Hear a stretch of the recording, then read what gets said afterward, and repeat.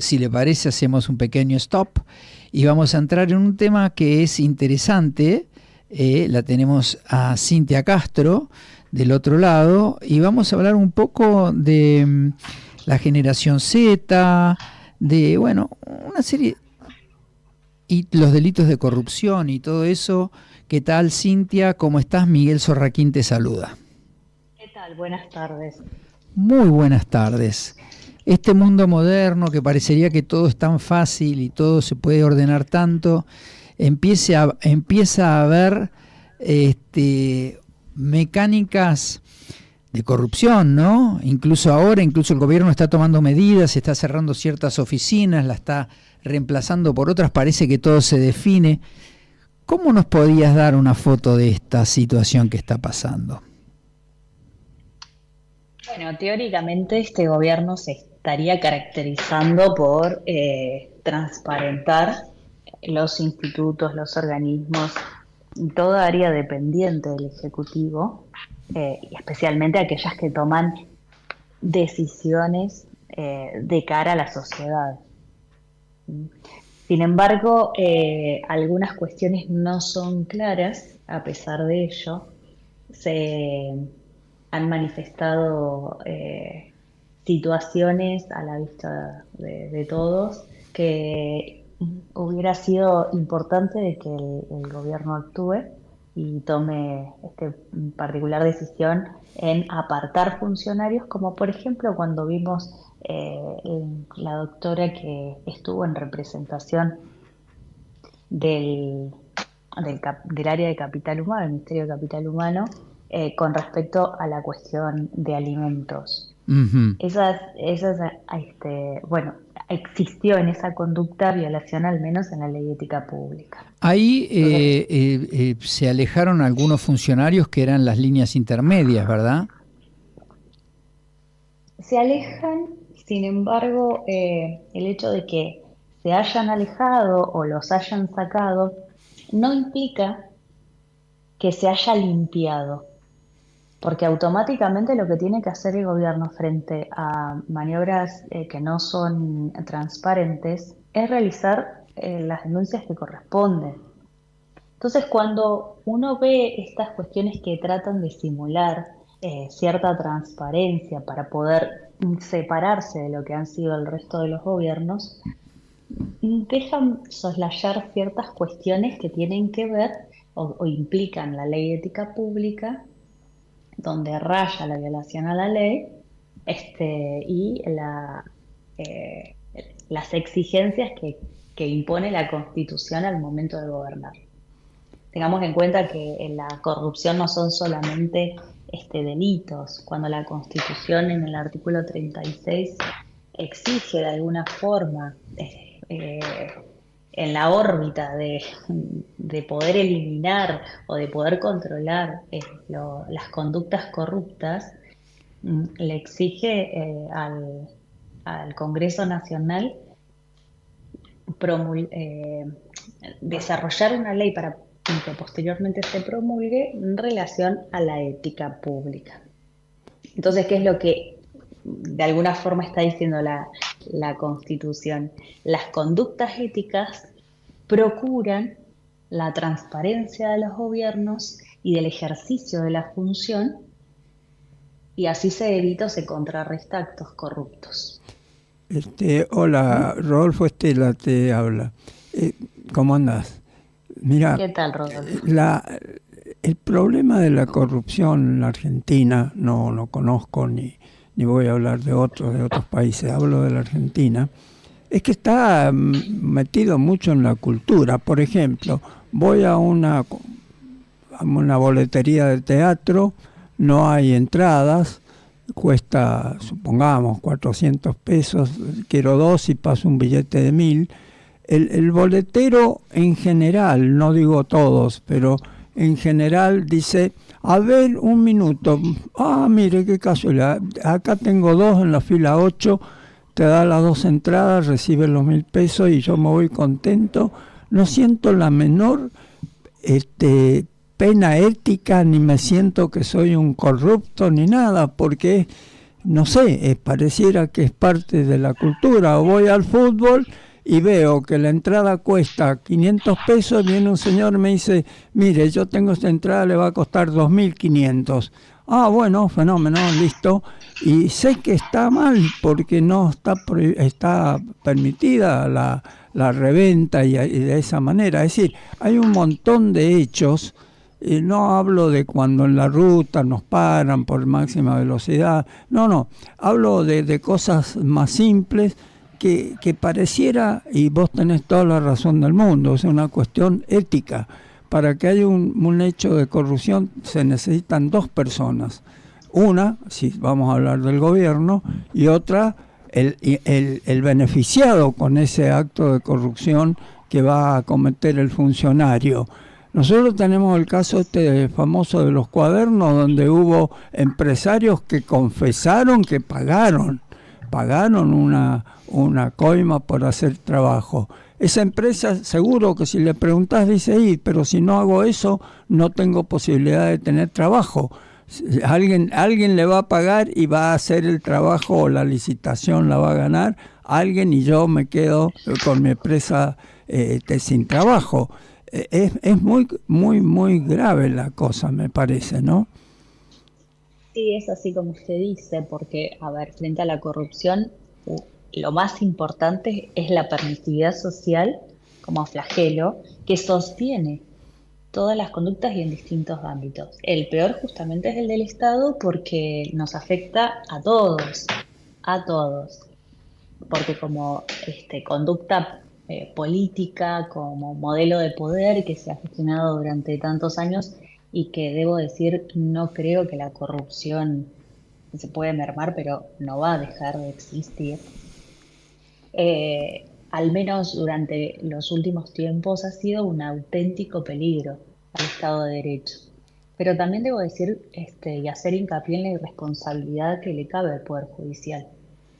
Es el Poder Judicial el que tiene una gran deuda con la sociedad porque no ha podido demostrar su capacidad para sancionar efectivamente a los funcionarios corruptos que han sido denunciados y que dañan el sistema democrático.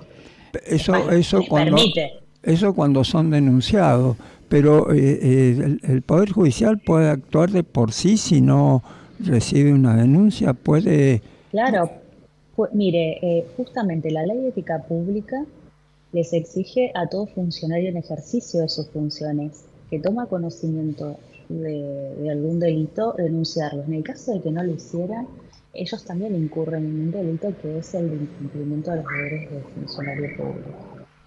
Entonces estamos acá también, ¿por qué digo del Poder Judicial? Porque en las altas esferas del Poder Judicial incluso existe tráfico de influencias en el que no solamente se encajonan causas en contra de otros políticos, sino también se negocian esas causas.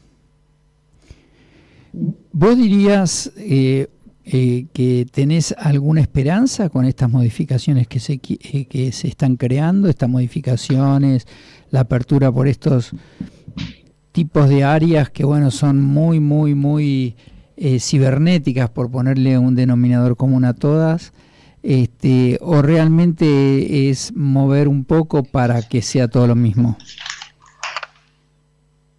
Bueno, ahora tenemos, no sé si se refiere a la nueva modificación que existe sobre la inteligencia en Argentina, donde se pone foco en la parte de los cibernética, el ciberdelito, el control sobre la información dentro del Estado para seguridad nacional.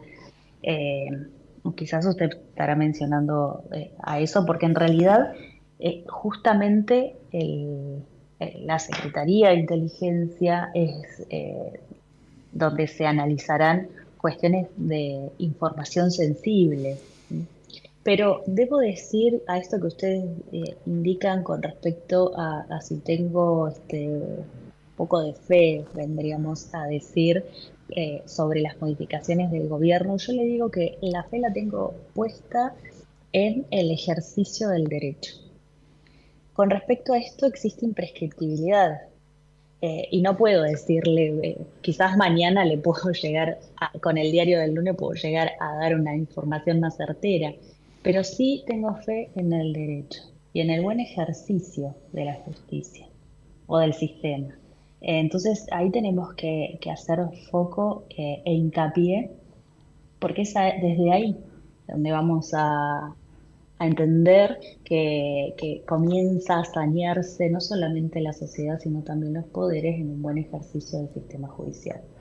Y en el derecho, ¿por qué? Porque la imprescriptibilidad de la acción de penal de los delitos que se cometen o que cometen los funcionarios corruptos hace justamente que, más allá de que terminen el gobierno y que se vayan, que puedan ser objeto de investigación penal, de enjuiciamiento en su caso y de sanción. Si esto no se hace, estaríamos en en una grave vulneración de los derechos humanos por corrupción. Y nosotros todos tenemos el derecho de vivir vivir una vida libre de corrupción y en un sistema que no es corrupto. Lo que sucede es que, como decía el periodista, es la sociedad la que permite todo esto y que en pequeñas cositas trata de salir airoso, de tener ventajas, y estas agachadas argentinas de poder conseguir todo más rápido que sea un ticket. Pero bueno, sucede. Bueno, esperemos eso de que la justicia actúe, pero la justicia llega un momento en que tiene que castigar, es decir, tiene que sancionar el delito una vez que está demostrado, etcétera, etcétera. Entre ellos está la adquisición de bienes que hizo el corrupto, llamémosle así, que se compró un chalet fenomenal y que tuvo siempre un sueldo. Aumentó su patrimonio. Aumentó su patrimonio sobre la base de un sueldo que ni multiplicándolo por 10 le hubiera permitido tener el patrimonio que tiene. Una vez que está sancionado, ese patrimonio debería ser posible rápidamente darle final. Entiendo que hay algunas provincias que en su legislación, no sé técnicamente cómo se llama el término, le permite tomar ese bien y ponerlo a disposición de la sociedad a través de distintas cosas, rematándolo, vendiéndolo o dándolo para otras funciones. Es decir, la justicia debe actuar con cierta rapidez en este caso. ¿Eso tenemos la esperanza de que así vaya ocurriendo? Mire, hoy en día estamos frente a lo que llamo, y muchos, quizás de otra forma, llamamos justicia política. La dependencia judicial es absolutamente, lamentablemente, no solamente es éticamente incorrecta, sino que es ilegal y también es corrupta, porque el no existir independencia del Poder Judicial, estamos frente a la poca transparencia, y lo que liga justamente a la corrupción y lo que se contrapone es cuando no hay control de la sociedad con respecto a los actos de gobierno y las decisiones judiciales representan actos de gobierno, existe corrupción. Pero sí, el Estado puede recuperar los bienes provenientes de delitos. Mira, quería hacerte una pregunta que siempre me la hago y no sé cómo resolver. No sé el motivo. Siempre ha existido un ministro de Justicia en el Poder Ejecutivo. ¿Cómo es esto de que hay un ministro de Justicia en el Poder Ejecutivo, siendo que hay un Poder Judicial? ¿Cuál es el motivo de este ministerio, que tiene mucho que ver con la justicia y con lo que acabas de decir vos, de que el Poder Judicial no se siente libre, los jueces se sienten presionados y a lo mejor peligra su carrera, etcétera, etcétera? ¿Usted me está diciendo por qué funciona un Ministerio de Justicia? Sí, un Ministerio de Justicia en el Poder Ejecutivo. Es como si hubiese en el Poder Judicial un ministerio del Interior, supongamos, que es una misión exactamente del Poder Ejecutivo. ¿Por qué en el Poder Ejecutivo, que solamente tiene que ejecutar las leyes, el judicial controlar de que sea así, por qué hay algo relacionado con la justicia, con los fiscales, con los jueces, el Ministerio de Justicia? Bueno, el Ministerio de Justicia, por supuesto, ya hoy es Ministerio de Justicia y Derechos Humanos, y depende si, bueno, del Poder Ejecutivo Nacional, se encarga de asistir al presidente. Porque el presidente no puede ser asistido por un juez, no puede ser asistido por el Poder Judicial porque existiría injerencia entre los poderes. ¿Asistido perdóname, asistido en qué cosas? ¿En qué caso necesita de un juez para asistirlo? Para un No, el juez no lo asiste. Por eso, ¿en qué caso necesitaría él la asistencia? ¿Por algún decreto que vaya a firmar? En todo lo relativo a la justicia. En todo lo relativo a la justicia. Por ejemplo, aquellas cuestiones que dependen del presidente en tomar decisiones con respecto a derechos humanos. Ahora, usted no sé si sabrá que se ha presentado un proyecto de ley en relación a bajar la imputabilidad para poder frenar la imputabilidad a 13 años, para poder frenar la criminalidad juvenil. Sí, exacto. Entonces, ¿quiénes han presentado? La ministra de Seguridad y el ministro de Justicia y Derechos Humanos. ¿Qué es lo que hace? Garantizar al Poder Judicial de que estará en el marco de la legalidad, de la constitucionalidad, de la convencionalidad, todas esas decisiones que dependen de la órbita del Poder Judicial. Y de él dependen otros organismos del Ministerio de Justicia. Uno de ellos es la Procuración del Tesoro, la Secretaría de Derechos Humanos, la Secretaría de Justicia, la Dirección de Datos Personales, la Escribanía General del Gobierno. Sí. No depende la administración de la justicia. Ahora, estas cuestiones no podrían no podría estar vinculado o asesorado el presidente a través del Poder Judicial, porque estaríamos en una contradicción incluso constitucional y que de división de poderes. Entonces estaríamos vulnerando el Estado de Derecho. Siempre me llamó la atención que hay dos sectores, uno esto que muy bien me acabas de explicar y de que lo entienda por qué está este ministerio, y el otro es que la vicepresidente, que es la presidente del Senado, es parte del Poder Ejecutivo, ¿o no? No, ella forma parte del gobierno y representa en el Congreso Nacional al gobierno, siendo presidente del Senado. Es decir, ella pertenece al gobierno, es decir, el gobierno es el ejecutivo. ¿Qué es el gobierno?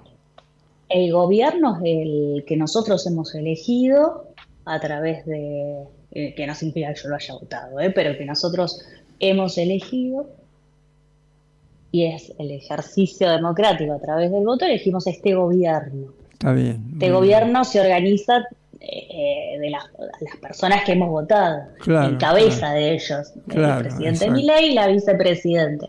Ahora, la vicepresidenta le corresponde lo que manda la Constitución, hacerse cargo de la presidencia del Senado. Está bien, muy bien. Es una organización, la organización de gobierno lo ordena la Constitución de esa forma. Muchas gracias, y perdoná las preguntas que no tenían que ver con el tema de la corrupción, pero me queda una que algún día... ¿Vos sos abogada? Yo soy abogada. ¿Cuál es la capital de la Argentina?